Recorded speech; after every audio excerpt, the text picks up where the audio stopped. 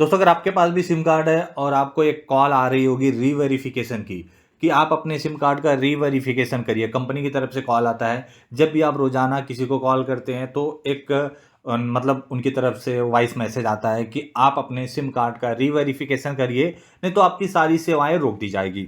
तो आज की इस वीडियो में हम आपको बताएंगे रीवेरिफिकेशन कैसे करना है। लेकिन उससे पहले कई सारे डाउट हैं। कई सारे लोग सोच रहे होंगे कि क्या रीवेरिफिकेशन से पहले हम अपने सिम कार्ड को पोर्ट कर सकते हैं, यानी रीवेरिफिकेशन का बार बार कॉल आ रहा है और हम अपने सिम कार्ड को पोर्ट करना चाहते हैं किसी और कंपनी में, तो क्या कर सकते हैं, और सिम कार्ड किसके नाम पे है वह कैसे पता कर सकते हैं, तो सब कुछ मैं आपको बताऊंगा। लेकिन एक छोटी सी रिक्वेस्ट है, प्लीज वीडियो को एक लाइक कर देना और इस वीडियो को शेयर कर देना। हाँ, चैनल को सब्सक्राइब करके बेल नोटिफिकेशन को ऑल पर सेट कर देना।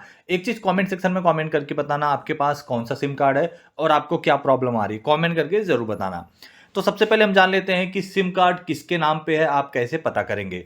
तो इसके लिए सबसे पहले आपको अपने प्ले स्टोर में जाना है और आपको सर्च करना है माई जियो। ठीक है, माई जियो, एयरटेल है तो एयरटेल, वीआई है तो वीआई, सर्च करना है, इंस्टॉल करना है, इंस्टॉल करके ओपन करना है। ठीक है, जैसे आप ओपन करेंगे आपको अपना मोबाइल नंबर डाल के लॉगिन करना पड़ेगा, यानी जिस तरीके से नॉर्मली लॉगिन होता है।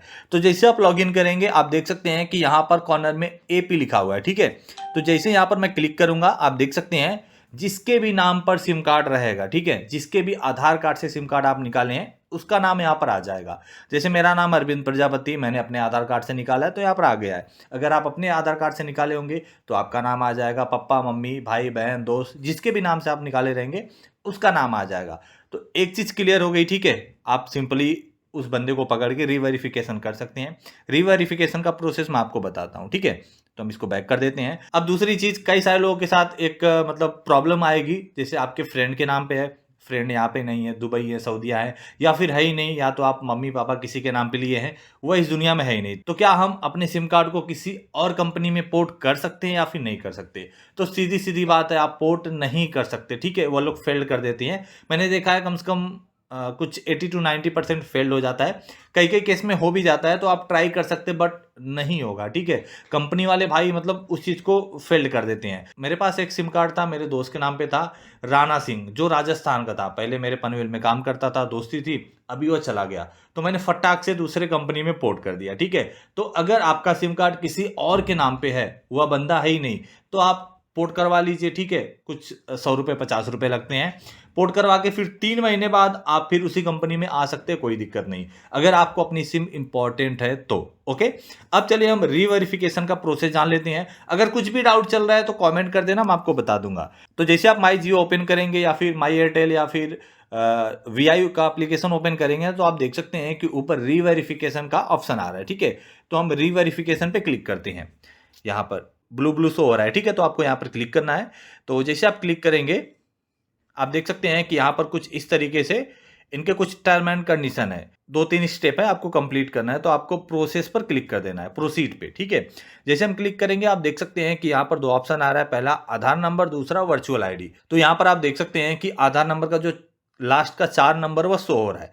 तो आपको क्या करना है, क्रिएट ओटीपी पर क्लिक कर देना। आपको यहाँ पर आधार नंबर नहीं डालना है, आपका आधार नंबर जिस मोबाइल नंबर से लिंक होगा उस पर एक ओटीपी जाएगा। ठीक है, तो यहाँ पर हम जनरेट ओटीपी पर क्लिक करते हैं, हमारा ओटीपी इस फोन में आएगा। ठीक है, तो हम ओपन कर लेते हैं और देखते हैं। ओके, आप देख सकते हैं कि यहाँ पर ओटीपी आ चुका है, तो हम डाल देते हैं 61, हमने डाल दिया। अब आपको वेरीफाई पर क्लिक करना है। जैसे आप क्लिक करेंगे आप देख सकते हैं कि यहाँ पर हमारा एक सेल्फी भी लेगा। बाय द वे, आपके पास सिम कार्ड है और वह बंदा है नहीं तो प्रॉब्लम हो जाती है ना, तो यह लोग एक सेल्फी भी लेते हैं। तो यहाँ पर मैं परमिशन दे देता हूँ, ओपन कैमरा।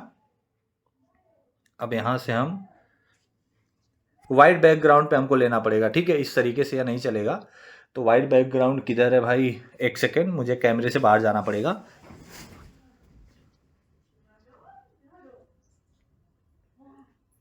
ओके, तो यहां पर आप देख सकते हैं कि फोटो ले लिया हमने। अगर आपका फोटो सही नहीं आता है तो आपको रीटेक इमेज पर क्लिक करके दोबारा फोटो ले लेना है। ठीक है, तो हम प्रोसीड पर क्लिक करते हैं। अब जैसे हम क्लिक करेंगे आप देख सकते हैं कंफर्म योर डिटेल, आपको अपनी डिटेल यहाँ पर देख लेनी है। आपका डेट ऑफ बर्थ आ जाएगा, मोबाइल नंबर, सॉरी, आपका डेट ऑफ बर्थ आ जाएगा, नाम आ जाएगा और जो आधार कार्ड का नंबर वो आ जाएगा। तो आपको प्रोसीड पर क्लिक करना है। ठीक है, अब जैसे हम क्लिक करेंगे आप देख सकते हैं रीवेरिफिकेशन अंडर प्रोसेस, यानी रीवेरिफिकेशन के लिए ये चीज चली गई है। यहाँ पर जो आपका OR नंबर है वो अभी आ चुका है, ठीक है, और हम होम पर क्लिक कर देते हैं, ठीक है। तो बस कुछ ही मिनट लगता है। अभी आप देख सकते हैं कि ऊपर रीवेरिफिकेशन पेंडिंग है, तो कुछ टाइम बाद मतलब 2-4-10 मिनट बाद यह रीवेरिफिकेशन कंप्लीट हो जाता है। कई कई लोगों का मैंने देखा है कि कॉल भी बंद हो जाता है, ठीक है, तो आपको टेंशन लेने की जरूरत नहीं है, आपका कॉल नहीं जाएगा, कॉल आएगा। जैसे आप रीवेरिफिकेशन करेंगे सारी चीजें नॉर्मल हो जाएगी। उम्मीद करता हूं कि आप समझ गए होंगे। वीडियो पसंद आती तो प्लीज एक लाइक कर देना, शेयर कर देना, चैनल को सब्सक्राइब करके बेल नोटिफिकेशन को ऑल पर सेट कर देना। मिलते हैं नेक्स्ट वीडियो में।